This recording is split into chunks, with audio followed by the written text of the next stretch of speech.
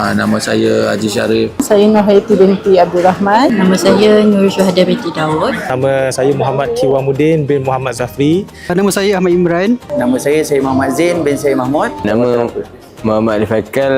Saya Madiha dari Lavender Holidays. Hari ini kami dijemput suami isteri untuk hadir untuk iftar.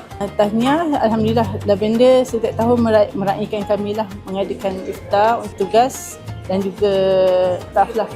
Kerana majlis iftar ni dapat mengeratkan hubungan antara satu sama lain. Agak tanya tahun ni kelainan dia, kambing golek tu dekat sikit dengan tempat duduk aku. Tempat orang lain lantar.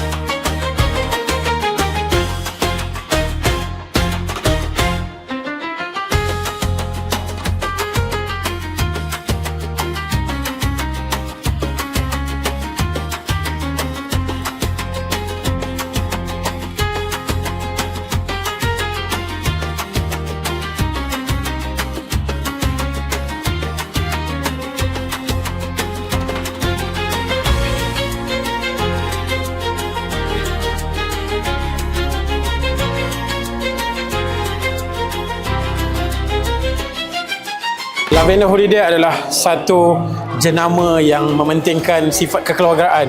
Itulah kebahagiaan apabila kita bersama Lavender Holiday dalam setiap perjalanan dari sebuah kembara menjadi sebuah keluarga. Alhamdulillah. Terima kasih untuk everything, kan, daripada segi benefits, tunjuk ajar, and then also environment, sahabat-sahabat yang berada di Lavender. Saya ucapkan terima kasih di atas semualah. Semua bukan saja daripada segi tunjuk ajar, bukan sekadar bagi peluang saya bekerja, tapi juga daripada segi pertolongan. Kalau kita tak tolong, dia ada tolong dan sebagainya. So Atuk mengucapkan berbanyak minta ampun, minta maaf, dan juga pada bos Lela, Lokman dan juga kru-kru staff-staff Lavender. Atuk mengucapkan ribuan kemaafan, ampun maaf dipinta. Kami keluarga besar Lavender Holidays mengucapkan Eid Mubarak.